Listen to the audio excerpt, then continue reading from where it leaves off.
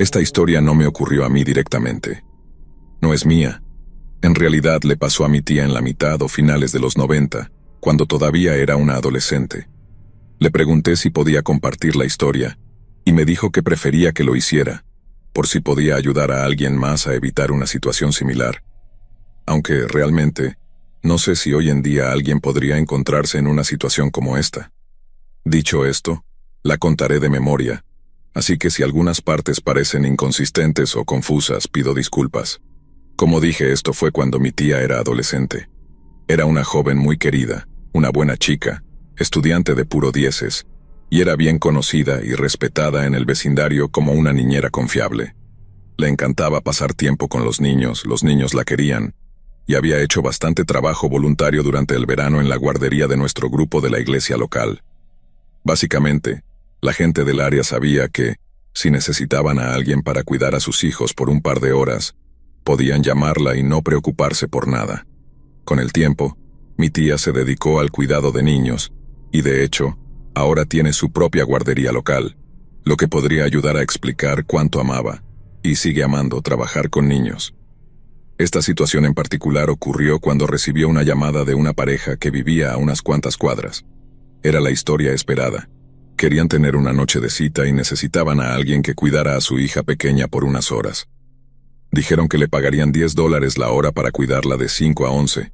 Mi tía aceptó, y todo parecía bastante normal. Ahora bien, esto fue en los 90. Casi nadie tenía un teléfono celular. Internet realmente no existía, y mucha gente confiaba en otras personas del vecindario simplemente porque eran vecinos. Era una época totalmente diferente de hoy en día, cuando somos mucho más precavidos en nuestra vida cotidiana. Mi tía y mis abuelos no sabían nada de la pareja, lo cual no era raro, y aunque la situación no parecía extraña, las cosas se pusieron raras prácticamente desde el principio. Mi abuelo dejó a mi tía frente a la casa y ella llamó a la puerta, pero al principio nadie respondió. Estuvo parada allí unos momentos y llamó de nuevo, y, tras unos minutos, finalmente el hombre de la casa abrió la puerta. Se disculpó por no haber oído el llamado antes, diciendo que estaba en el baño preparándose. Después de eso mi tía dijo que entró a la casa y notó que estaba increíblemente limpia y casi minimalista. La sala de estar era básicamente solo un sofá viejo, una silla y un televisor. Había una lámpara en la esquina para dar luz, y eso era todo. No había fotos ni juguetes ni nada que indicara que esa familia tuviera una hija pequeña o que siquiera fueran una familia.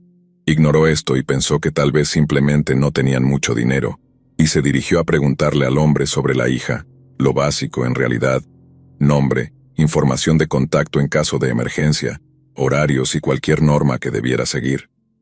Dijo que, al principio, el hombre tenía una expresión en el rostro que le hizo parecer nervioso, como si estuviera inventando una respuesta en ese mismo momento.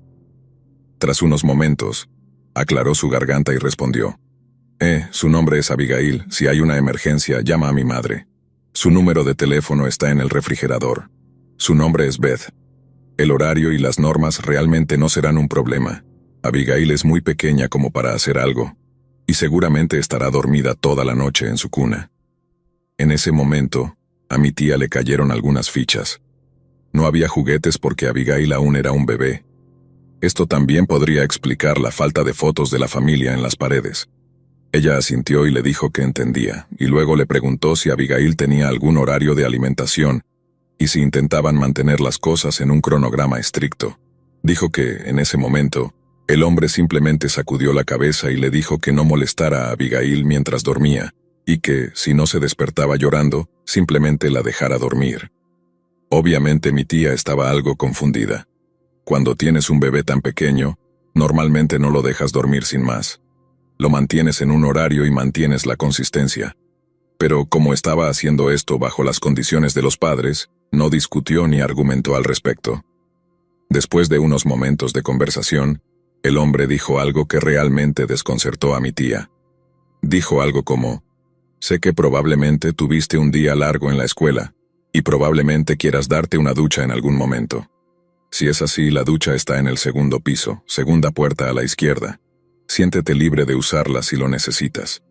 ¿Cuántas señales rojas van hasta este momento? 3. Pues hubo otra que ocurrió inmediatamente después de este comentario. Después de insistir en que podía ducharse, el hombre dijo que tenían que irse. Le agradeció por tomarse el tiempo de cuidar a su hija, y luego abrió la puerta principal, se subió al coche y se fue, dejando a mi tía sola con Abigail. Puede que no sea obvio cuál era la señal de alarma en esa situación, pero mi tía se dio cuenta de inmediato de que algo no estaba bien. En ningún momento salió la madre de la niña de ninguna habitación de la casa. Ni siquiera la había conocido, y el hombre simplemente se fue sin ella. En ese momento parecía que no había una madre en la situación. Nuevamente, mi tía pensó que quizás no había entendido la situación. Quizás el hombre tenía que recogerla del trabajo o tal vez se iban a encontrar en algún lugar, así que lo dejó pasar y simplemente se sentó en el sofá a ver televisión. Estuvo sentada allí un rato viendo lo que estuviera en la televisión, pero después de un tiempo dijo que algo no se sentía bien. Pues sí, obviamente, ¿no? Dijo que algo en su interior le decía que debía revisar a Abigail, aunque el padre le había dicho que no era necesario. Se levantó y subió las escaleras, dándose cuenta de que no sabía cuál era la habitación de la bebé. Había 2 puertas a la izquierda y una a la derecha, y sabía que la segunda a la izquierda era el baño. Así que revisó la primera puerta a la izquierda. Era una habitación pequeña que parecía que podría haber sido un dormitorio, pero no había cama. Dijo que estaba hecha un desastre, con basura por todas partes, y a un lado había un pequeño escritorio con una computadora encima. Como no era la habitación correcta, asumió que la cuna de Abigail debía estar en la habitación principal. Se dirigió a la otra puerta y la abrió, solo para encontrar nada más que un colchón y una base en el suelo, y una sola cómoda. Miró alrededor del cuarto, pero no había cuna ni señales de un niño pequeño, solo la cama y la cómoda. Al igual que la sala de estar y en completo contraste con la otra habitación, esta estaba completamente limpia. En ese momento algunas cosas se volvieron claras. 1, este tipo era raro por decirlo suavemente. 2, no había una hija, Abigail no existía, y ella estaba cuidando a una niña inexistente. 3, la insistencia del hombre de que se diera una ducha era aún más espeluznante considerando que las 2 primeras cosas no eran ciertas. Cerró las puertas, bajó de nuevo, tomó el teléfono y rápidamente llamó a su casa. Explicó a su padre que allí no había ningún bebé y le habló de lo extraño que era el hombre. Mi abuelo le dijo que iría en coche, que se estacionaría en la calle y esperaría a que el hombre regresara, para asegurarse de que no pasara nada. Después de unas 4 o 5 horas, el hombre regresó y su vibra de tipo raro escaló. Dijo que cuando volvió, lo primero que le preguntó fue si se había dado la ducha. Ella le dijo que no, y que él parecía genuinamente molesto por eso, al punto de que le preguntó directamente por qué no lo había hecho. Ella respondió que simplemente no le apetecía y cambió de tema, diciéndole que Abigail estuvo tranquila toda la noche y que ahora que él estaba en casa, necesitaba irse. Cuando ella intentó salir, él se puso en la puerta y le dijo que no tenía por qué apresurarse y que la noche aún era joven. Ella dijo que en ese momento, prácticamente subió el nivel de incomodidad al máximo, mirándola de arriba a abajo y diciéndole que podía hacerse cómoda si quería. Ella lo miró y le dijo directamente que ya había llamado a su padre, y que él estaba sentado afuera esperándola para salir, y que probablemente vendría a la puerta si ella no salía pronto.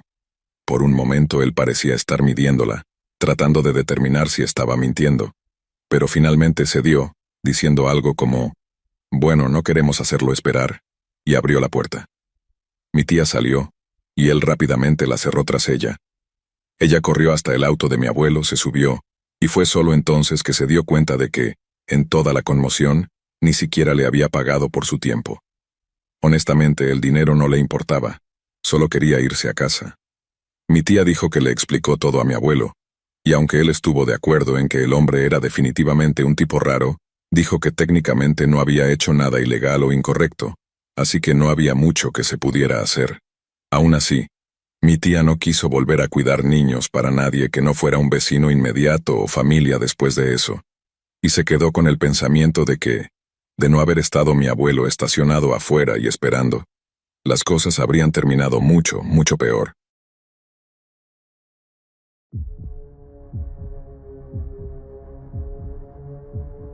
Cuando estaba en la preparatoria solía cuidar a mis dos sobrinos pequeños, Kevin y Martín, unas cuantas veces a la semana en la casa de mi hermano Joshua. Durante la semana, mi hermano era un tipo bastante tranquilo, y me encantaba pasar tiempo con los pequeños, así que realmente no me importaba perder algunas noches entre semana. Ellos eran bastante pequeños todavía, y estaban en esa edad en la que podían ser fácilmente entretenidos con Bob Esponja y nuggets de pollo, mientras yo pasaba el rato con mi teléfono o mi Nintendo DS. Realmente era como tener un par de hermanos menores que necesitaban mi atención de vez en cuando, y me encantaba. Mi hermano siempre había sido un buen chico, pero a medida que creció terminó juntándose con malas compañías, y se enamoró de una mujer que fue una terrible influencia para él, Daniela. Daniela era una persona manipuladora, tanto con la gente como con las sustancias. Desafortunadamente, Joshua quería ver lo mejor de ella y decidió que valía la pena darle su tiempo. Terminaron juntos, aunque no se casaron, y tuvieron 2 hijos, Kevin y Martín. En algún momento después del primer cumpleaños de Martín, Daniela fue arrestada por intentar robar en una tienda grande, y luego su cargo de delito menor se convirtió en un cargo bastante grave, cuando la policía encontró una cantidad significativa de metanfetaminas en su bolso. Era suficiente para que la acusaran de intento de distribución. Todo esto es importante porque es lo que dejó a mi hermano a cargo de 2 niños pequeños como padre soltero, y es la razón por la que tuve que cuidarlos varias veces a la semana mientras él trabajaba en su segundo empleo. Ahora bien, este ritual de él trabajando en las noches y yo cuidando a los niños había estado sucediendo durante unos 6 meses en ese momento, y sin problemas, y con Daniela en prisión por años pensé que todo seguiría siendo igual de tranquilo. Estaba equivocado. Era un martes bastante normal en casa de Joshua. Yo estaba allí cuidando a los niños y ellos estaban viendo caricaturas mientras yo preparaba la cena, cuando escuché un golpe en la puerta principal. No esperaba a nadie, así que pensé que tal vez era un paquete de Amazon o algo que solo tocaban para hacernos saber que lo habían entregado. Seguí haciendo la cena e ignoré el sonido por el momento. Luego escuché el timbre de la puerta. En ese momento Kevin entra en la habitación para decirme que la tía Eva estaba en la puerta. Evangelina, o tía Eva, era la hermana de Daniela y era tan mala como, si no peor que Daniela. Además de eso, Joshua tenía una orden de alejamiento contra ella. No debía estar allí ni cerca de los niños. Le dije a Kevin que llevara a Martín a su habitación y que se quedaran allí, que yo subiría en un momento. Luego le envié un mensaje rápido a Joshua diciendo básicamente: Evangelina está en la puerta, y diciéndole que le pediría que se fuera. Luego desbloqueé la puerta, pero dejé la cadena puesta y abrí la puerta ligeramente, preguntándole si podía ayudarla. Ella me miró por un segundo, luego resopló y soltó una risa burlona. Vine a ver a mis sobrinos. ¿Dónde está Joshua? Le dije que Joshua no estaba allí, y que tendría que volver en otro momento para hablar con él sobre la situación. Ella me dijo que tenía que dejarla entrar para ver a sus sobrinos en ese mismo momento. En ese momento, Joshua me estaba llamando, así que puse el teléfono en altavoz y le dije que estaba informándole a Evangelina que debía irse. Ella comenzó a gritarme a mí y al teléfono, diciendo que tenía derecho a ver a su familia y que él no podía alejarla de ellos. Él, con calma pero de manera directa, le dijo: Evangelina, tienes que irte. Si no te has ido en 3 minutos, llamaré a la policía para informarles que estás violando una orden de restricción. No se supone que estés cerca de mis hijos ni en mi propiedad. Phil, si no se ha ido en 3 minutos, llama a la policía. Estuve de acuerdo. Me pidió que le llamara de vuelta para informarle cómo iba la situación y que él llegaría pronto, y luego colgó. En ese momento, Evangelina comenzó a gritarme que estaba arruinando su vida y me llamó cada insulto y nombre racista que pudo sacar de su boca. Una vez más, le dije con firmeza que se fuera y me dispuse a cerrar la puerta. Ella intentó meter la mano en el hueco para evitar que se cerrara, pero yo no estaba dispuesto a dejarla pasar. Seguí empujando la puerta contra sus dedos. Si ella iba a intentar entrar a la fuerza, yo iba a usar la fuerza para mantenerla afuera. Después de unos segundos de lo que asumo fue un dolor tremendo, ella retiró sus dedos y yo cerré la puerta de golpe, echando el cerrojo y bloqueando la perilla. Ella comenzó a gritar que me iba a matar y que me iba a arrepentir de todo. Le di los 3 minutos y al final de ese tiempo ella estaba en su auto y se iba. Así que le envié un mensaje a Joshua para informarle que ya se había ido, pero que había sido increíblemente violenta con sus palabras. Me dijo que, si la veía o veía un auto como el de ella pasar de nuevo, debía llamar a la policía de inmediato y contarles lo que había pasado. Estuve de acuerdo y seguimos con el resto de nuestra noche. Les di la comida a los niños. Estaban felices y satisfechos y Kevin preguntó si podían ir a jugar a su habitación. Les dije que estaba bien y honestamente, mi mente estaba en la posibilidad de que Evangelina regresara, así que era mejor que estuvieran en su habitación por si acaso. Después de aproximadamente una hora de estar sentado viendo Bob Esponja solo y escuchando a los niños jugar arriba, me levanté para ir a ver cómo estaban, y apenas me puse de pie, escuché lo que sonaba como un fuerte golpe en la puerta principal, seguido del sonido de vidrio rompiéndose. Me agaché y me asusté. Agarré mi teléfono y corrí arriba, a la habitación de mis sobrinos. Cerré la puerta y llamé al 911 de inmediato. Honestamente, una buena parte de esto es un borrón. No recuerdo mucho de la llamada telefónica. Creo que gran parte de lo que les dije fue puro instinto, y muchas de mis acciones fueron puro adrenalina. Pensé que esta mujer loca estaba tratando seriamente de irrumpir en la casa para llegar hasta nosotros, y, sinceramente, pensé que había una alta posibilidad de que me matara, y de que mis sobrinos fueran secuestrados. Después de estar en la habitación con la espalda contra la puerta durante varios momentos, informándole a la operadora del 911 sobre la situación, ella me dijo que la policía estaría allí en unos pocos minutos y que me quedara en la habitación. Lo que más odié de esto fue que mis sobrinos solo me miraban. Martín era demasiado pequeño para entender qué estaba pasando, más allá de que yo estaba en la habitación para jugar con ellos, y Kevin tenía la edad justa para saber que yo tenía miedo de algo, pero sin entender exactamente qué. Me senté en el suelo y simplemente esperé, diciéndoles a los niños que siguieran jugando. Ellos lo hicieron, y yo aguanté las lágrimas, esperando lo que sentía como una eternidad hasta que llegara la policía. En realidad fueron 9 minutos, pero se sintieron como una hora. Cuando escuché a la policía anunciarse, les dije a los niños que se quedaran en la habitación y que regresaría en un momento. Salí y vi a 2 oficiales parados en la puerta con sus armas desenfundadas y varios autos más frente a la casa, con sus luces apuntando alrededor del área. Dejé entrar a los oficiales. Me preguntaron si estaba bien o si había alguien más en la casa, y les dije que estaba cuidando a mis sobrinos y que la persona que había hecho esto probablemente era su tía. Les expliqué la noche y me pidieron que contactara a Joshua para ver si podía regresar a casa. Para resumir y saltarme la conversación con la policía, Evangelina había regresado y arrojado un ladrillo a través de la ventana del garaje y de la ventana grande de la sala. Aún más espeluznante, había arrojado una ardilla muerta a la puerta, y eso fue el primer golpe que escuché antes de que los ladrillos atravesaran las ventanas. Esta mujer había perdido la razón y estaba tratando seriamente de demostrar lo loca que estaba, y aunque estaba tan asustado que casi me orino encima, estaba horrorizado al pensar que ella podría haber estado dispuesta a arrojar un ladrillo por la ventana de la sala, donde uno de sus propios sobrinos podría haber estado sentado. Fácilmente podría haber matado a uno de ellos si hubieran estado en la habitación. Afortunadamente, solo estaba yo y ellos estaban arriba jugando.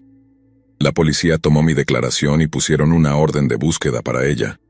Preguntaron a los vecinos si habían visto algo y, después de esa noche, mi hermano compró cámaras de seguridad para las ventanas, por si acaso. Pero, según lo que recuerdo, la policía la capturó y no saldrá en mucho tiempo. Así que Evangelina, la mujer absolutamente loca que resulta ser la tía de mis sobrinos, espero que tú y yo nunca nos volvamos a encontrar.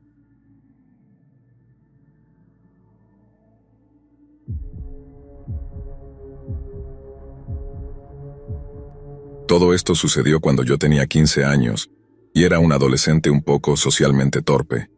No tenía muchos amigos y realmente no socializaba mucho más allá de lo básico en redes sociales, así que a veces cuidaba a mis primos para ganar unos cuantos dólares de vez en cuando. Dicho esto, y porque tenía algo de experiencia cuidando niños, el amigo de mi papá, Andrew, le preguntó si yo estaría disponible para ayudarlo durante las vacaciones de verano. Andrew tenía unos 30 y tantos años, y ahora era padre soltero de un niño de 6 años llamado Marcos. Su esposa, Jennifer, había fallecido debido a algún tipo de complicación cardíaca, algo que no fue diagnosticado y que la tomó por sorpresa. Debido a esto, Andrew básicamente estaba matándose trabajando en 2 empleos para poder poner comida en la mesa y mantener las luces encendidas. Cuando todo esto pasó, recién habían empezado las vacaciones de verano, así que Andrew estaba en una situación en la que necesitaba a alguien que cuidara de Marcos todo el día. Pero obviamente no tenía el dinero para pagar ningún tipo de cuidado infantil por más de 12 horas al día, 5 o 6 días a la semana. Es aquí donde yo entro en escena. Mi papá me mencionó que si aceptaba cuidar de Marcos durante el verano, él me pagaría $50 a la semana. Sabía que Andrew no podía permitírselo, pero nosotros estábamos lo suficientemente bien económicamente como para que él pudiera cubrirlo por él. Tenía 15 años, como dije, así que $50 a la semana, $200 al mes durante el verano, era algo que iba a aceptar, sin duda. Además, siempre había pensado que Marcos era adorable y sabía que era un buen niño, así que realmente era una situación en la que todos ganábamos. El primer día que estuve cuidando a Marcos, llegué temprano y Andrew aún no se había ido al trabajo. Me estaba contando todas las reglas básicas y que había nuggets de pollo para su almuerzo en el congelador, básicamente todas las cosas que esperarías de un padre. Luego me habló de cuánto agradecía que estuviera haciendo esto de forma gratuita y que lamentaba estar quitándome el verano. Le expliqué que realmente no tenía planes y que adoraba a Marcos, así que realmente no era un gran problema para mí. Luego me contó que su hermana lo había estado cuidando después de la escuela, pero que básicamente le dijo que no estaba dispuesta a cuidarlo todo el día si no iba a pagarle. Para mí, eso fue un poco impactante. Me sorprendió que un miembro de la familia no estuviera dispuesto a ayudar, especialmente con la situación en la que estaba Andrew. Lo tranquilicé diciéndole que estaba feliz de ayudar y que lamentaba que estuviera pasando por todo eso. Se fue al trabajo y me senté en el sofá y encendí la televisión. Marcos todavía estaba dormido y no parecía que fuera a despertarse en unas horas. Honestamente, cuidar de Marcos durante los primeros días fue bastante normal. Mi papá me dejaba en la mañana. Me dormía en el sofá viendo televisión hasta que Marcos se despertaba y luego le preparaba el desayuno. Veíamos algunas películas, jugábamos algunos juegos y simplemente nos divertíamos hasta que su papá llegaba a casa. Honestamente, estaba realmente contento con todo y pensaba que iba a ser un gran verano. Luego, en algún momento de la segunda semana, era temprano en la mañana y yo todavía estaba dormido en el sofá cuando escuché un estruendo en la cocina. Me levanté rápidamente y vi a Marcos en la cocina con una expresión de absoluto pánico. Cuando vio que estaba despierto, simplemente me miró con el rostro completamente rojo. Lo vi en pijamas, con cereal y leche en el suelo y un tazón boca abajo junto a él. Estaba bastante claro lo que había pasado, pero por alguna razón, Marcos gritó tan fuerte como pudo y corrió por el pasillo hacia su habitación y cerró la puerta de golpe mientras gritaba y lloraba, repitiendo que lo sentía una y otra vez entre sollozos. Estaba completamente confundido. No tenía idea de lo que estaba pasando. Había derramado su cereal, y aunque no se suponía que debía preparar su propio desayuno por esta misma razón, no estaba molesto ni nada por el estilo, pero él estaba gritando como loco. Me levanté y fui a su habitación. Toqué la puerta preguntándole qué estaba mal. Se negaba a responderme, y solo seguía gritando que lo sentía. Entré y me arrodillé para hablar con él. Le dije que estaba bien y que solo teníamos que limpiar el desastre. Le dije que no era un gran problema y que no necesitaba alterarse tanto. Al principio no parecía confiar en mí, pero finalmente respiró hondo, dijo, «Está bien», y salió a limpiar el desastre. Pasó el resto del día como de costumbre. No le insistí y pensé que tal vez solo estaba de mal humor. Luego, como una semana después, estábamos divirtiéndonos y él quería pintar. Pensé que sonaba divertido, así que le preparé sus pinturas para niños y papel en la cocina. Estábamos solo pasando el rato haciendo pinturas aleatorias cuando accidentalmente derramó el agua con la que limpiaba el pincel en el suelo. Nuevamente, su rostro se puso rojo y comenzó a llorar y gritar de una manera extrema, y luego trató de correr hacia su habitación. Era literalmente la misma situación de días atrás, pero esta vez pude sujetarlo y detenerlo. La mirada en sus ojos era de verdadero terror mientras gritaba sus disculpas a todo pulmón, con lágrimas corriéndole por el rostro. Le dije que se calmara y que no era un gran problema, que solo íbamos a limpiarlo y seguir pintando. Nuevamente parecía que no confiaba en mí, como si pensara que iba a hacer algo más que solo limpiar y seguir adelante. Le dije que respirara y que necesitaba calmarse porque todo estaba bien. Después de unos momentos asintió y respiró hondo. Luego dijo que estaba bien. En este punto, sentí que necesitaba llegar al fondo de esto. Parte de mí estaba preocupado de que fuera Andrew quien estaba haciendo algo para que él reaccionara así, pero honestamente me parecía un buen tipo. No podía imaginar que fuera él. Lo senté en el sofá y me arrodillé frente a él. Luego le pregunté por qué se asustaba tanto cuando derramaba el agua. Me dijo que era porque había hecho un desastre. Le dije que no era gran cosa cuando hacía un desastre, que solo teníamos que limpiarlo y ser más cuidadosos. Luego le pregunté por qué pensaba que era tan importante. Al principio no parecía querer decirme, pero finalmente empezó a hablarme de eso. Dijo que cuando hacía un desastre en casa de la tía Marie, lo castigaban. Para mí, castigar a un niño significaba mandarlo a su habitación o quitarle algo por un tiempo, pero obviamente estaba pasando algo peor en la casa de su tía. Estaba algo nervioso, pero finalmente le pregunté qué hacía su tía cuando él se metía en problemas. Lo que me dijo me enfermó. Aparentemente, cuando se metía en problemas en casa de su tía, ella era verbalmente abusiva. Le gritaba y a él no le gustaban los gritos. Luego empeoró. Me dijo que cuando hacía algo malo, después de gritarle, ella realmente lo encerraba en la secadora. Lo metía en la secadora y cerraba la puerta, sosteniéndola hasta que él dejara de llorar. Dijo que cuando hacía un desastre mientras yo lo cuidaba, pensaba que lo iba a meter en la secadora y encerrarlo allí. Y por eso corría a su habitación y me decía cuánto lo sentía. Estaba conmocionado. Le dije que nunca haría eso y que no necesitaba preocuparse de que eso pasara conmigo, a lo que él respondió que le gustaba más estar conmigo que con su tía, y me dio un abrazo. Honestamente quería llorar cuando esto sucedió, pero simplemente le dije que todo estaba bien y volvimos a pintar. Cuando Andrew llegó a casa le pedí si podíamos hablar. Le expliqué lo que Marcos me había contado sobre su tía, y Andrew estaba tan horrorizado como yo. Me dijo que no tenía idea. Él solo pensaba que a Marcos no le gustaba estar allí por sus primos. No hay mucho más en la historia, honestamente. Cuidé de Marcos todo el verano y después venía a nuestra casa después de la escuela cuando regresó a clases. Andrew logró recomponer su vida, se volvió a casar, y ahora son una familia feliz. Marcos tiene 11 años ahora y es un niño inteligente. Creo que realmente no recuerda lo que sucedió en ese entonces. Por lo que sé, Andrew confrontó a su hermana sobre la situación, y ella afirmó que nunca pasó, pero estoy bastante seguro de que Andrew le creyó a su hijo. Yo sin duda le creí. Hasta donde sé, Andrew no ha vuelto a hablar con Marie desde que tuvo esa conversación, y no lo culpo. Solo espero que lo que sea que haya hecho Marie no deje marcas en Marcos, y que crezca para ser una persona normal y feliz.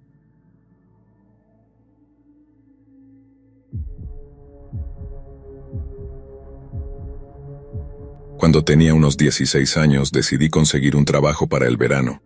Este sería el primer trabajo que tendría en mi vida, ya que mi mamá usualmente me daba dinero. Estaba bastante perdida sobre cómo empezar, así que mi tía hizo el trabajo difícil por mí y me consiguió un trabajo cuidando niños para uno de sus clientes. Ella trabaja en un salón, y el nombre del cliente es Adetokunbo. Adetokunbo es un hombre nigeriano que siempre va al salón para cortarse el cabello. Me dice que es extremadamente amable y asume que le va bien económicamente porque siempre deja buenas propinas. Yo estaba emocionada porque cuidar niños por un par de horas y ganar buen dinero era música para mis oídos de 16 años. Aproximadamente una semana antes de que comenzara a cuidar a los hijos de Adetokunbo en el verano, me reuní con él. Se presenta y quiere que conozca a sus hijos en una especie de prueba corta, por aproximadamente 1 hora diaria de lunes a viernes. Acordó pagarme $30 por la hora, ya que me pagaría $10 por cada niño, y eran 3. Conocí a los niños y parecían bastante tranquilos.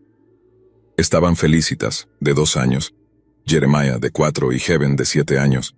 En general parecía que iba a ser un buen verano, pero no lo fue. Los primeros días de prueba fueron geniales. Llegaba, saludaba a Adetokunbo, y llevaba a los niños al parque o jugaba con ellos hasta que tenía que volver a casa. Sin embargo, el viernes de esa semana, las cosas se pusieron raras. Llegué a la casa como siempre y saludé a Adetokunbo. Luego llevé a los niños al parque como lo había hecho durante casi 4 días seguidos. Sin embargo, ese día fue diferente. Adetokunbo me llama 15 minutos después de haber salido, gritándome que regrese a sus hijos a casa. Estaba aterrada pensando que algo había pasado. Así que entré en pánico. Recogí a los niños y volvimos a la casa. Una vez en la casa les dice a los niños que vayan a sus habitaciones, y ahí es donde empieza la pesadilla. Me dice que ya no se me permite llevar a sus hijos al parque. Confundida le pregunto por qué. Me explica que su ex esposa suele ir al parque y observa a los niños, y él teme por su seguridad. Bueno, déjenme decirles que esto era una novedad para mí, ya que cuando lo conocí me dijo específicamente que él y su esposa se habían divorciado. ¿La razón? Porque ella había traído hombres a la casa. También me dijo que su ex había perdido la custodia y estaba en prisión. Así que pueden ver por qué estaba confundida. Sin embargo, cualquier duda y confusión que tenía en mi mente, la dejé de lado y le juré que, si alguna vez la veía cerca de la casa, llamaría a la policía, ya que también me había dicho que tenía una orden de restricción contra ella. Él me dice que nunca llame a la policía, que si la veo, solo lo llame a él. De nuevo, aparté la duda de mi mente y, de mala gana, acepté. Ese primer mes del verano va bien. Paso alrededor de 4 horas al día con ellos, y durante esas 4 horas, los niños están ocupados con sus videojuegos, andando en sus motos de tierra, o haciendo lo que sea en su enorme casa. Sin embargo, cuando llega julio las cosas se ponen un poco extrañas. Adetokunbo empieza a llegar temprano del trabajo los miércoles. Eso no es lo raro. Lo raro es que llega temprano del trabajo y espera que me quede en la casa hasta que termine mi día. También empieza a involucrarme en actividades con él y sus hijos, como ir de compras, al doctor, al supermercado e incluso al cine. Me estaba empezando a sentir más como una niñera que como una cuidadora de niños. Cuando le mencionaba la idea de irme a casa porque no me necesitaban, él siempre se molestaba y me hacía sentir culpable, diciendo cosas como que los niños me necesitaban y que era mi responsabilidad. Me molestaba, pero lo dejaba pasar ya que solo pasaba 4 horas al día allí y me pagaban bien. Mi hermana Michelle, por otro lado, siempre me decía lo extraño que le parecía a Adetokunbo y cómo pensaba que estaba tratando de moldearme para que fuera la madre sustituta de los niños y su nueva esposa. Me reía de la idea, ya que nunca había pasado nada inapropiado. Eso hasta que un día llegué a la casa como siempre y Adetokunbo se fue al trabajo. Aproximadamente 1 hora después de estar allí, escuchó un golpe en la puerta. Antes de que pudiera preguntar quién era, Heaven corre hacia la puerta y la abre de par en par. Para mi sorpresa, es una mujer. Le pregunto quién es, y me dice que es la madre de los niños. Estoy en shock y asustada, ya que esta mujer no se supone que deba tener contacto con los niños. Le digo que Adetokunbo está en el trabajo y que yo estoy cuidando a sus hijos en su ausencia. Ella me da una mirada cínica y me dice que puedo irme a casa ya que ella está allí. Le digo que Adetokunbo me dijo que no la dejara entrar si venía, y que necesitaba irse. Esperaba que me insultara, pero para mi sorpresa solo dijo, «Está bien». Les dio un beso a los niños y se fue. Rápidamente, en pánico, llamé a Adetokunbo y le conté lo que había pasado. Él no parecía molesto en absoluto, ni siquiera sorprendido. En cambio, me agradeció calmadamente por informarle y, al final de la llamada, me dijo que era una buena chica. De nuevo me sentí un poco incómoda, pero continué cuidando a los niños. Un día, mientras estaba allí, me dio curiosidad la naturaleza de la relación entre la madre y los niños, ya que realmente no parecían extrañarla. Así que hice lo único lógico que podía hacer, y empecé a sonsacar respuestas de Heaven y Jeremiah. Para mi total asombro, lo que descubrí fue impactante. Resulta que la razón por la cual los niños apenas parecían extrañar a su madre era porque nunca se había ido. Me dijeron que su madre llegaba a casa todos los días justo cuando comenzaba la rueda de la fortuna. Les pregunto si se quedaba o se iba a su propia casa, y me dijeron que a veces pasaba la noche en el cuarto de su papá, pero que cuando él estaba enojado con ella se iba. Entonces hice la siguiente pregunta lógica. Le pregunté a Heaven por qué su papá estaba a menudo enojado con su mamá, y ella me dijo que era porque mamá no es buena oyente. Justo en ese momento sentí un escalofrío, porque hasta ese punto parecía que estaba armando un rompecabezas, pero ninguna de las piezas coincidía. Empecé a recordar ciertas cosas que Adetokunbo me había dicho, y ciertas cosas que hacía que no pensé mucho en el momento. Por ejemplo, Cada vez que jugaba con Felicitas cuando él estaba cerca, siempre me decía que era una buena mamá. No que sería una buena madre, no, sino que ya era una buena madre. Me preguntaba si estaba saliendo con alguien, a lo que respondí inocentemente que no. Incluso me preguntó si era sexualmente activa, lo cual obviamente me negué a responder. Se volvió muy táctil conmigo, siempre queriendo tocar mi cabello o abrazarme para despedirse. Comentaba sobre mi apariencia con frecuencia diciéndome que era atractiva y que me veía en forma. A veces me hacía quedarme más tarde ciertos días, incluso después de que él ya estaba en casa. Y por último, Adetokunbo empezó a sugerirme que entrara por el garaje en vez de la puerta principal cuando llegara en las mañanas. Cada vez que lo hacía, me encontraba con él sin camisa, intentando darme un abrazo que duraba un poco más de lo normal. Honestamente creo que quería que algo pasara en ese garaje, ya que intentaba retenerme allí conversando en la oscuridad. Fue la combinación de todas estas cosas, junto con lo que los niños me habían contado, lo que me hizo cuestionar la legitimidad de todo lo que él me había dicho. Comencé a pensar que tal vez Adetokunbo no quería una niñera, sino una nueva esposa que fuera la madre de sus hijos. A medida que pasaba el tiempo empecé a temer realmente ir a su casa. Comencé a sentir ansiedad solo de pensar en ello, pero aún así continué yendo, sin contarle a nadie lo que estaba sucediendo. Con el tiempo me enteré de noticias aún peores. La ex esposa de Adetokunbo no era realmente su ex, todavía estaban casados. Al parecer él la abusaba constantemente y estaba paranoico, creyendo que ella tenía un romance con alguien, por lo que la había enviado a Nigeria por un mes. Aprendí todo esto por las mujeres del salón donde trabaja mi tía.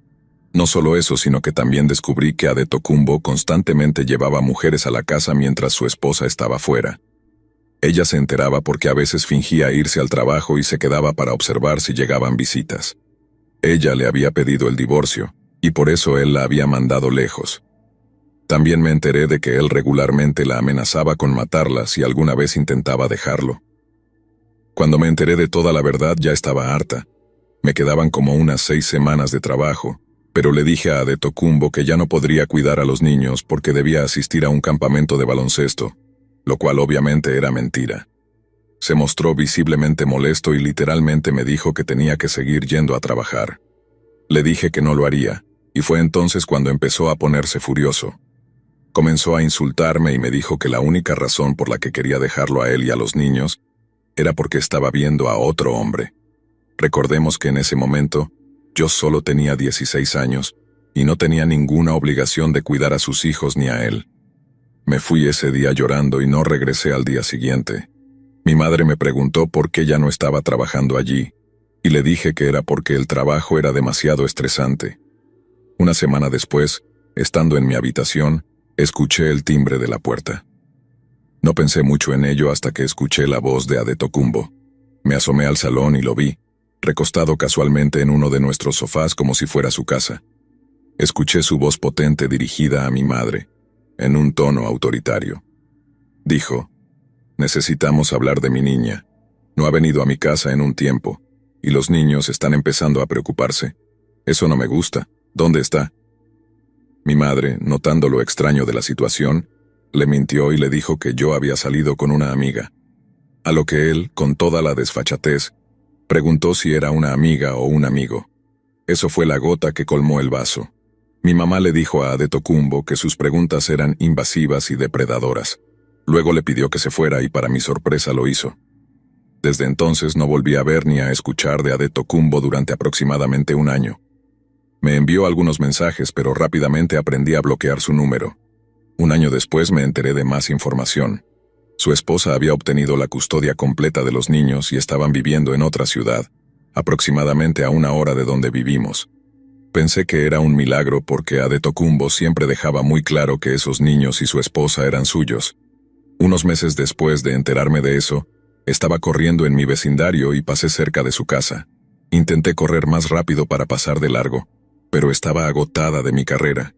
Así que opté por cruzar la calle y mantenerme a una buena distancia en caso de que él estuviera cerca. Supongo que Dios estaba enojado conmigo ese día, porque de la nada, Adetokunbo apareció en la carretera y detuvo su auto cerca de mí. Bajó la ventanilla y me preguntó cómo había estado. Estaba aterrada, Pero él fue bastante civilizado a pesar de cómo habíamos dejado las cosas. Hablaba de sí mismo y hacía algunos comentarios inapropiados sobre mi cuerpo, pero lo que captó mi atención fue lo que dijo al final de nuestra conversación. Me contó que su esposa lo había engañado para que perdiera la custodia de sus hijos. Y esta es su versión. Un día ella lo llamó al trabajo y le dijo que Jeremiah estaba portándose mal. Siendo el pedazo de basura abusivo que era, corrió a casa para enseñarle a Adetokunbo algo de disciplina y respeto. Su esposa grabó todo el incidente. Llamaron a la policía y se levantó un informe. Y supongo que así fue como ella obtuvo la custodia temporal de los niños. Sin embargo, me aseguró que recuperaría a sus hijos porque son suyos, y que su esposa pronto pagaría por sus transgresiones. Toda la conversación me hizo sentir extremadamente incómoda, y me alegré cuando terminó. Corrí a casa y les conté brevemente a mis hermanas sobre el encuentro, y luego intenté no pensar más en ello. Eso fue hasta que escuché las noticias. Unas semanas antes de mi cumpleaños, mi tía me contó algo impactante. Adetokunbo había recuperado a sus hijos. Su esposa, misteriosamente enfermó y regresó a Nigeria, donde luego falleció. Sé que suena descabellado, pero esto es exactamente lo que mi tía me contó. Me volví a asustar después de escuchar esa noticia, y le conté a mis hermanas lo que él me había dicho unos meses antes de la muerte de su esposa. Un año después de eso, estaba corriendo otra vez y pasé por su casa. Esta vez, él salió de su casa para llamarme. Me preguntó si quería saludar a los niños. Le dije que no, porque probablemente no se acordarían de mí. Entonces me hizo una pregunta impactante. Me preguntó si quería saludar a su esposa. La llamó para que saliera, y entonces se acercó a mí una mujer muy joven, probablemente solo unos años mayor que yo, con un bebé en brazos. Ella sonrió y se presentó amablemente. Estaba en shock, así que intercambié unos saludos rápidos y terminé mi carrera. Cuando llegué a casa le conté a mis hermanas lo que acababa de presenciar. No sé si Adetokunbo tuvo algo que ver con lo que le pasó a su esposa, pero tengo una sensación inquietante en el estómago de que él no es tan inocente como aparenta.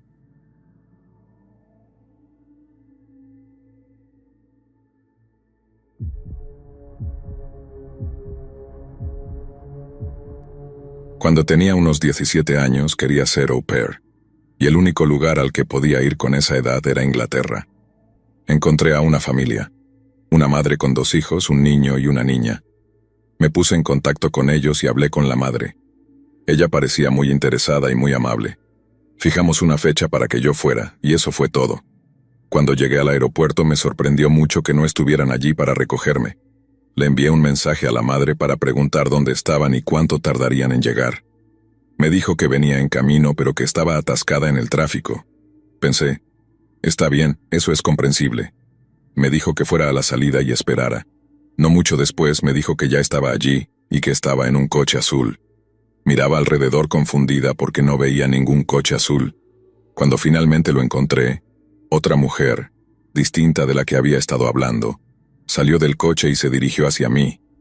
En el instante en que hice contacto visual con esta otra mujer, recibí un mensaje largo de la persona para la que se suponía que iba a trabajar, donde básicamente decía que su esposo había regresado del país donde trabajaba y que habían discutido porque él no quería una au pair en la casa.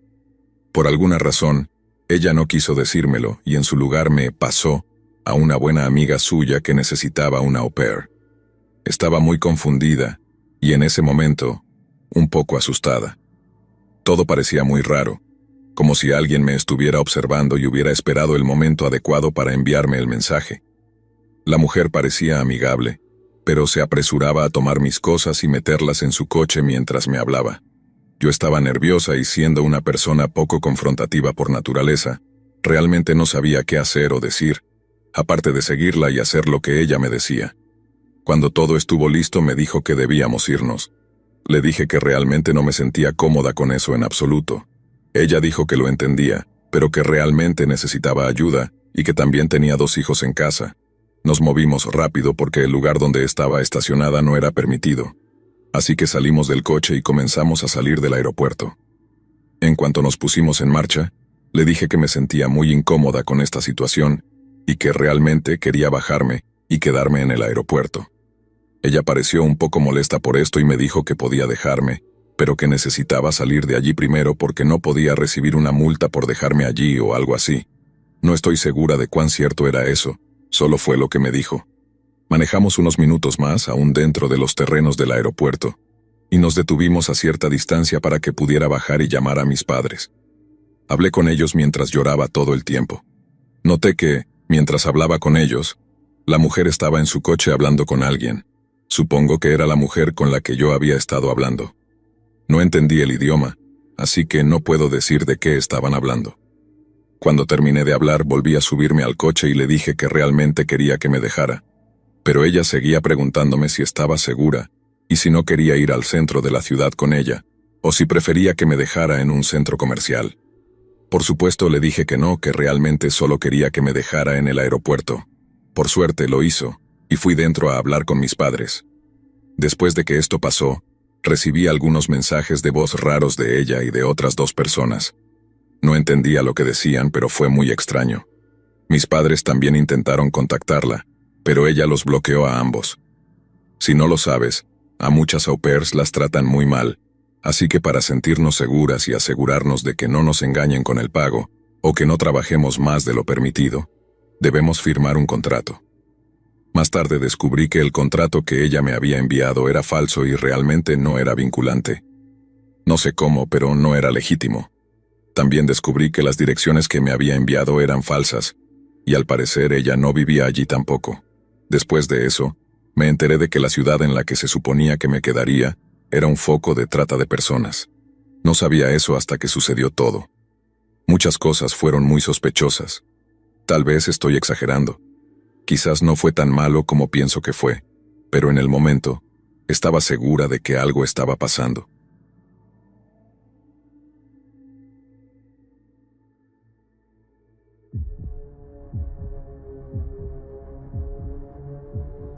Hace 2 años, justo alrededor de Halloween, estaba cuidando a los hijos de 2 mujeres.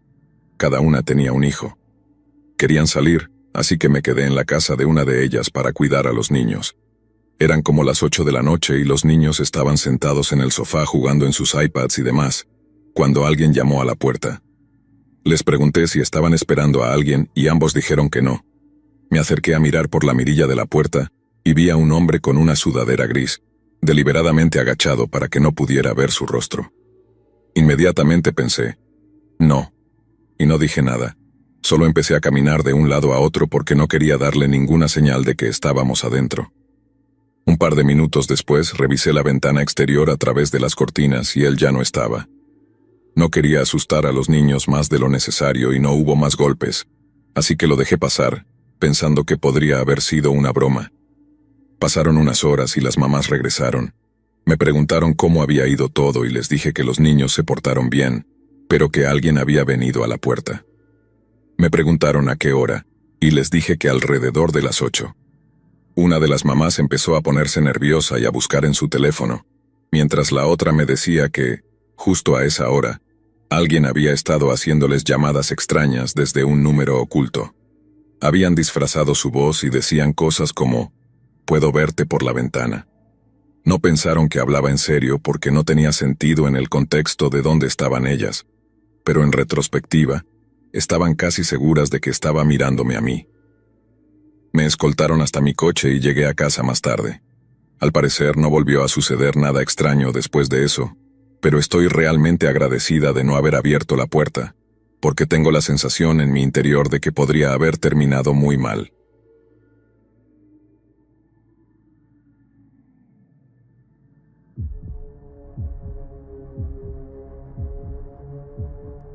Cuando tenía alrededor de 2 o 3 años, mis padres, que ahora están divorciados, eran amigos de una pareja que trabajaba con mi papá en su oficina.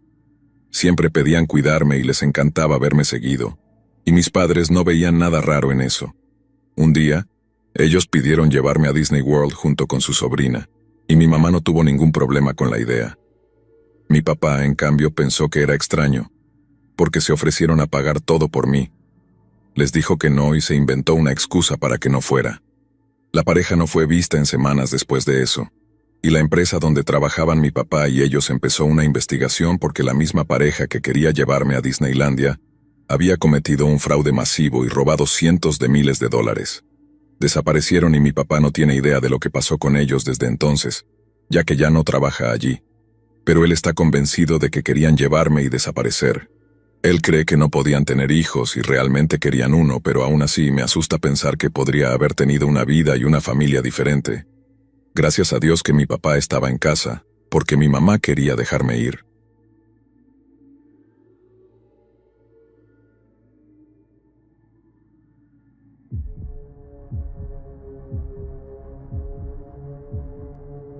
Soy una chica, y cuando tenía 16 o 17 años solía cuidar a unos gemelos de 8 años que vivían al otro lado de la calle. Era el trabajo ideal de verano. Los llevaba de ida y vuelta a varias actividades, y en el tiempo libre pasábamos casi todos los segundos afuera. Cada día era una nueva aventura. Para hacer las cosas aún más divertidas, la familia de los gemelos tenía un perro, una mezcla de poodle con una raza sueca de tamaño mediano que amaba a las personas más que a nada. Este perro era increíblemente inteligente, gentil y cariñoso. No habría lastimado ni a una mosca. Siempre podíamos contar con que nos acompañara en nuestras aventuras. Nos seguía de cerca, explorando por su cuenta, pero siempre manteniéndose a una distancia donde pudiera oírnos. Cada vez que nos encontrábamos con personas nuevas, corría feliz hacia ellas, ansiosa por lamerlas, recibir caricias y mostrarles lo feliz que estaba de verlas. Era la mejor. Recuerdo que una mañana de finales de verano decidimos pasar un par de horas dibujando en la entrada con tiza. Los niños dibujaban mientras yo me recostaba en el suelo con el perro, absorbiendo el calor. No había muchos adultos alrededor. Era un día de semana y la mayoría estaba trabajando, pero no podríamos habernos sentido más seguros en el sol del mediodía y en la tranquilidad de nuestro vecindario. De vez en cuando, un vecino caminaba por la calle y el perro se sentaba para saludarlos, mientras yo pasaba unos minutos conversando. Esto continuó por un rato, y yo ya estaba muy relajada por el calor y por el sonido de los niños jugando y riendo. El perro estaba descansando a mi lado, medio dormido, cuando de repente escuché un gruñido bajo que venía de ella. Era un sonido que nunca le había escuchado hacer antes y me tomó por sorpresa. Me senté de inmediato y miré alrededor, y ahí caminando por la acera hacia nosotros, vi a un hombre que nunca había visto antes. Era mayor. Tenía un aspecto un poco desaliñado y nos miraba como un halcón. El perro no quería saber nada de él, y su gruñido se hacía cada vez más fuerte e intenso mientras él se acercaba. Debía haber captado la señal, pero no entendía nada.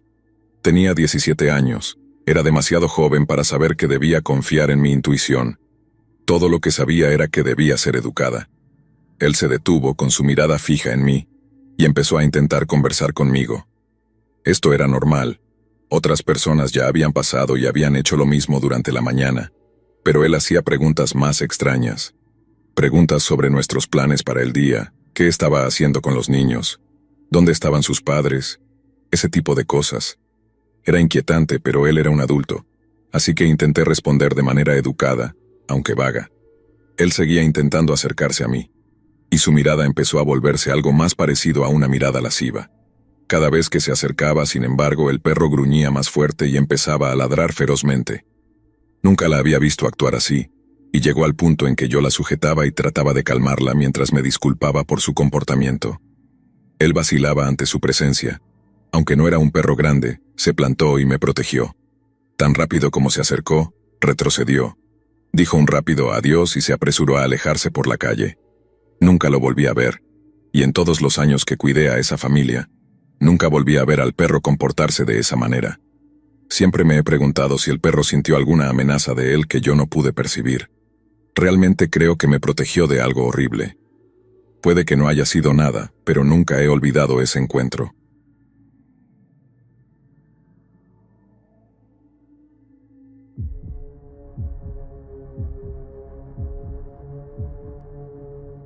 Cuando tenía 5 años, mis padres solían contratar a una niñera para que me cuidara mientras ellos trabajaban.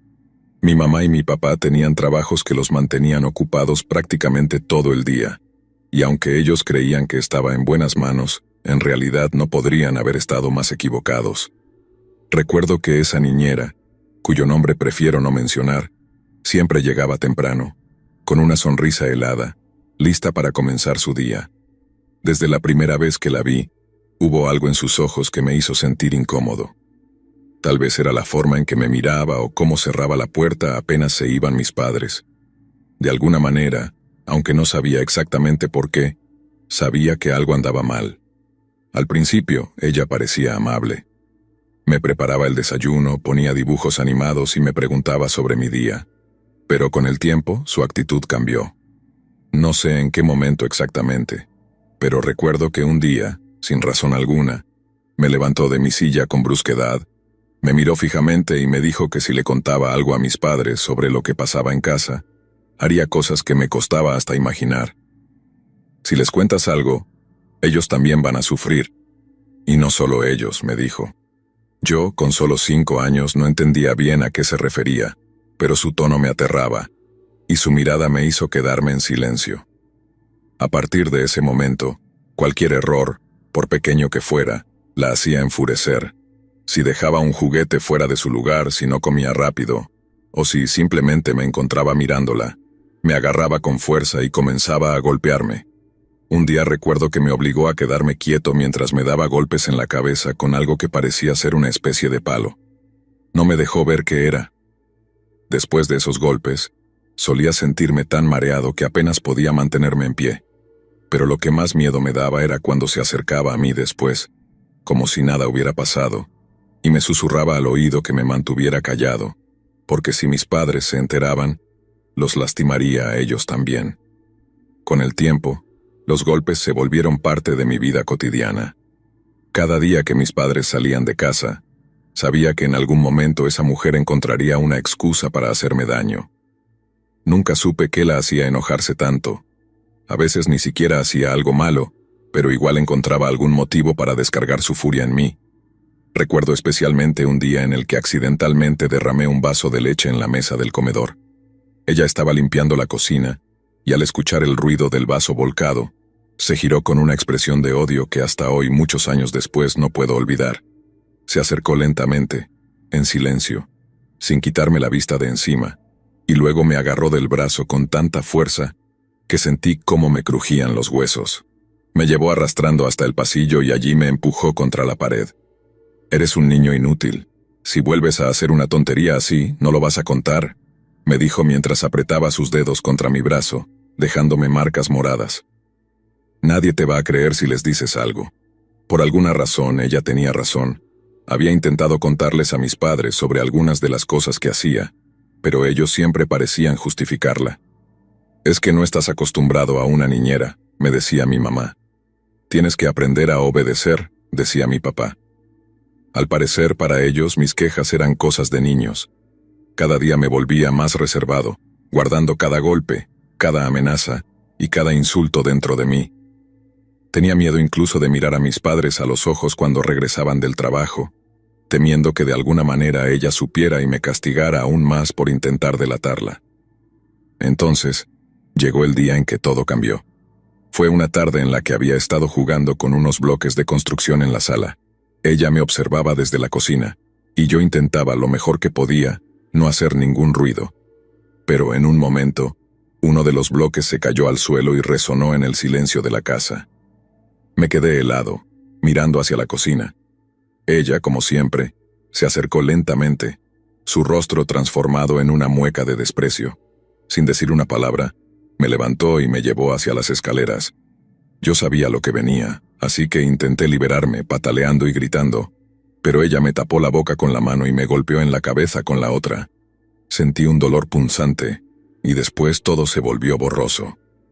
Lo último que recuerdo antes de perder el conocimiento fue que me soltó bruscamente en el suelo, murmurando algo sobre cómo haría que pareciera un accidente. Cuando desperté, estaba en el hospital. Tenía vendas en la cabeza y todo mi cuerpo dolía. Mis padres estaban allí mirándome con preocupación, y por un instante pensé que finalmente entenderían lo que había estado pasando. Pero cuando intenté contarles, mis palabras parecían desmoronarse. Apenas podía recordar lo que había sucedido antes de perder el conocimiento. Fue el médico quien, al examinarme, comenzó a notar que las heridas no coincidían con una simple caída. Yo tenía golpes en la cabeza, sí, pero también en otras partes del cuerpo, en lugares donde no habría caído si realmente me hubiera tropezado por las escaleras. Recuerdo cómo el doctor, en voz baja, le explicó a mis padres que era poco probable que todo eso fuera por un accidente doméstico. Al principio, mis padres se resistieron a creerlo. Decían que esa mujer era de confianza, que siempre les había hablado bien de mí, que no podían imaginarla lastimándome. Pero cuanto más insistía el médico, más comenzaron a asimilar lo que les estaba diciendo. Finalmente, mi madre empezó a preguntar si era cierto todo lo que yo había dicho antes, las veces que intenté contarles lo que ocurría. Fue en ese momento cuando comencé a llorar. Les dije todo, cada detalle, cada golpe, cada amenaza. Todo lo que había guardado dentro de mí finalmente salió, y fue como si un peso inmenso se deslizara de mi pecho. La policía vino poco después, y comenzaron una investigación. Cuando interrogaron a esa mujer, al principio negó todo. Aseguraba que me había caído, que simplemente era un niño inquieto y torpe. Pero los médicos y la policía no le creyeron, y cuando indagaron más a fondo, descubrieron algo aterrador. Resultó que esa niñera ya tenía antecedentes. Había trabajado para otras familias antes, y había niños que salieron gravemente heridos mientras estaba a cargo. De hecho, años atrás, una niña había quedado paralítica después de uno de sus cuidados. Había sido acusada de maltrato en varias ocasiones, pero siempre lograba escabullirse, mudándose a otro lugar o usando documentos falsos para trabajar con otras familias. Cuando la policía descubrió sus antecedentes, mis padres quedaron devastados. No podían creer que le hubieran confiado mi cuidado a alguien así. Por semanas, la culpa y la angustia los consumieron. Mi madre se encerraba en su cuarto y apenas hablaba, mientras mi padre intentaba seguir con su rutina, pero se le notaba la tristeza y el remordimiento en cada gesto. Verlos así me hacía sentir una mezcla de alivio y dolor. Por un lado, sentía que finalmente me creían, pero por otro lado no podía evitar sentirme culpable, aunque sabía que no era mi culpa. Mientras tanto, la investigación avanzaba, y cada nueva información que salía a la luz era peor que la anterior. Descubrimos que esa mujer había sido diagnosticada con algún tipo de desorden mental, aunque nunca se supo con exactitud cuál era su condición. Algunos decían que tenía episodios de demencia, otros pensaban que simplemente disfrutaba del poder que tenía sobre niños indefensos. Pero lo cierto es que, fuera cual fuera la causa, sus actos demostraban una maldad que era difícil de comprender. Los detalles que salieron durante el juicio fueron escalofriantes. Varios padres declararon cómo sus hijos habían cambiado después de estar al cuidado de ella. Algunos presentaban señales de ansiedad, otros tenían miedo de quedarse solos, y otros, como en mi caso, habían sufrido daños físicos que la mujer había intentado ocultar con mentiras. Recuerdo cómo me sentí al ver su rostro en el tribunal. Esa misma mirada fría y vacía que tanto miedo me había causado, ahora se mantenía firme mientras escuchaba cada testimonio. No mostró ni una pizca de arrepentimiento, ni un solo gesto de emoción. Cuando se le preguntó si tenía algo que decir en su defensa, simplemente se encogió de hombros y negó las acusaciones, como si no fueran más que invenciones de un grupo de niños revoltosos y mentirosos. Al final, la condenaron a varios años de prisión, aunque una parte de mí deseaba que nunca saliera. Mi padre me tomó de la mano mientras escuchábamos el veredicto. Sentí un poco de alivio, pero también una profunda tristeza, como si algo dentro de mí hubiera cambiado para siempre. Desde entonces la vida nunca volvió a ser la misma. Cada vez que me quedaba solo en casa, sentía una punzada de ansiedad en el estómago, y me tomó años dejar de mirar sobre mi hombro, como si temiera que ella regresara. A pesar de que estaba tras las rejas, su presencia continuaba en mi mente, como una sombra que no podía borrar. Mis padres trataron de apoyarme de la mejor manera posible. Me llevaron a terapeutas, intentaron que habláramos sobre lo que había pasado, pero había cosas que ni yo podía entender o poner en palabras. Lo que viví bajo el cuidado de esa mujer se convirtió en algo que prefería enterrar en mi memoria, aunque, inevitablemente, de vez en cuando volvía a mí en forma de pesadillas o recuerdos difusos que me hacían sentir como si tuviera 5 años de nuevo. Años después, supe que esa mujer había sido trasladada a una institución mental, luego de cumplir una parte de su condena. Los informes médicos revelaron que su condición se había deteriorado. y según decían, pasaba los días hablando sola y reviviendo los episodios de abuso como si fueran su única realidad. Algunos médicos dijeron que eso era parte de su demencia, aunque yo siempre me pregunté si se trataba más bien de una especie de justicia poética. Después de todo, pasaría el resto de su vida encerrada, experimentando los mismos miedos que había sembrado en los demás. Aunque finalmente encontré algo de paz, lo que me marcó de esa experiencia nunca me abandonó por completo. El miedo, la desconfianza y la sensación de que hay personas con maldad pura, sin razones aparentes, es algo con lo que he tenido que aprender a vivir. Es una historia que rara vez comparto, porque no todos entienden lo que es ser víctima de alguien que debería haberte cuidado y protegido. Hoy, al recordar esto, no puedo evitar pensar en todos los otros niños que pueden haber sufrido a manos de personas en las que sus padres confiaban ciegamente. Es algo que me ha dejado marcado, pero con el tiempo he aprendido a usarlo para estar más alerta y proteger a aquellos que no pueden defenderse por sí mismos. Así que, si alguna vez escuchas a un niño intentar decir algo, por insignificante que parezca, por favor escúchalo, porque aunque a veces puede sonar como una historia infantil, otras veces puede ser el único intento de pedir ayuda en medio del miedo.